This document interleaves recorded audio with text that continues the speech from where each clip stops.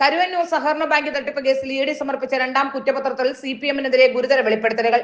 രാഷ്ട്രീയ പാർട്ടി എന്ന നിലയിൽ CPM-ന്റെ അംഗീകാരം വരെ ചോദ്യം ചെയ്യപ്പെടാവുന്ന ഗുരുതര കുറ്റകൃത്യങ്ങളാണ് ഇ ഡി കണ്ടെത്തിയിട്ടുള്ളത്. പാർട്ടി നേരിട്ട് തട്ടിപ്പിൽ പങ്കാളിത്തം വഹിച്ചുവെന്നാണ് ഇ ഡി ആരോപണം. പാർട്ടി തൃശൂർ ജില്ലാ കമ്മിറ്റി അംഗത്തിന്റെ അറിവോടെയാണ് വ്യാജ വായ്പകൾ നൽകിയത്. ഇതിന്റെ ഫലമായി ജില്ലാ കമ്മിറ്റി അക്കൗണ്ടിലേക്ക് പ്രതികളിൽ നിന്നും പണം എത്തി. രാജ്യത്ത് ആദ്യമായാണ് കോടികളുടെ ബാങ്ക് തട്ടിപ്പ് കേസിൽ ഒരു പാർട്ടി പ്രതിസ്ഥാനത്തെത്തുന്നത്. മുമ്പ് ഡൽഹി മദ്യനയ അഴിമതി കേസിൽ ആം ആദ്മി പാർട്ടി അന്വേഷണ സംഘം പ്രതി ചേർത്തിട്ടുണ്ടെന്ന് ഒഴിച്ചാൽ ഒരു രാഷ്ട്രീയ പാർട്ടി നേരിട്ട് പ്രതിയാകുന്ന കേസുകൾ വേറെയില്ല.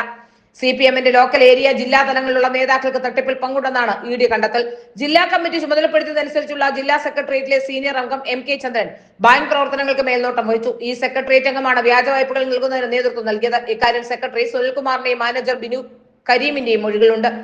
കഴിഞ്ഞ നിയമസഭാ തെരഞ്ഞെടുപ്പിൽ പ്രതികൾ CPM സ്ഥാനാർത്ഥികൾക്കായി വൻതോതിൽ പണമൊഴുക്കി. ഇരിങ്ങാലക്കുട മണ്ഡലത്തിൽ R ബിന്ദുവിനെയും കുന്നംകുളത്ത് AC മൊയ്തീനു വേണ്ടിയും പ്രചരണ വാഹനങ്ങൾ ഏർപ്പാടാക്കിയത് കേസിലെ മുഖ്യ പ്രതികളാണ്. പാർട്ടി ഫണ്ടിലേക്കുള്ള സംഭാവനയ്ക്ക് പുറമെ നേതാക്കൾ വ്യക്തിപരമായും പണം കൈപ്പറ്റി. പലതരത്തിലുള്ള സൗജന്യങ്ങളും നേതാക്കൾ സ്വീകരിച്ചു. സ്വർണ്ണമാലയും വീട് പണിക്കുള്ള സഹായമായും വാഹനമായും പാരിതോഷികങ്ങൾ സ്വീകരിച്ചിട്ടുണ്ട്. ലോക്കൽ ഏരിയ ജില്ലാ നേതാക്കൾ പ്രതികളുമായി അടുത്ത ബന്ധം പുലർത്തുകയും ആനുകൂല്യങ്ങൾ കൈപ്പറ്റുകയും ചെയ്തു.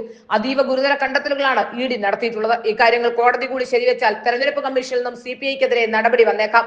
പാർട്ടിയുടെ അംഗീകാരം നഷ്ടപ്പെടുന്നത് ഉൾപ്പെടെയുള്ള നിയമ നടപടികളിലേക്ക് കടക്കാനും ഇടയുണ്ട്. അതേസമയം കേസ് ഗുരുതരമാണെന്ന് ബോധ്യപ്പെട്ടതോടെ പല്ലും നഖവും ഉപയോഗിച്ച് എതിർക്കാനുള്ള പുറപ്പാടിലാണ് CPM. അടുത്ത ദിവസം തൃശൂരിൽ വലിയ റാലി നടത്താൻ തീരുമാനിച്ചിട്ടുണ്ട്. വരാനിരിക്കുന്ന തദ്ദേശ തെരഞ്ഞെടുപ്പിലും നിയമസഭാ തെരഞ്ഞെടുപ്പിലും കരുവന്നൂർ കേസ് തിരിച്ചടിയാകുമെന്നാണ് കണക്കുകൂട്ടൽ.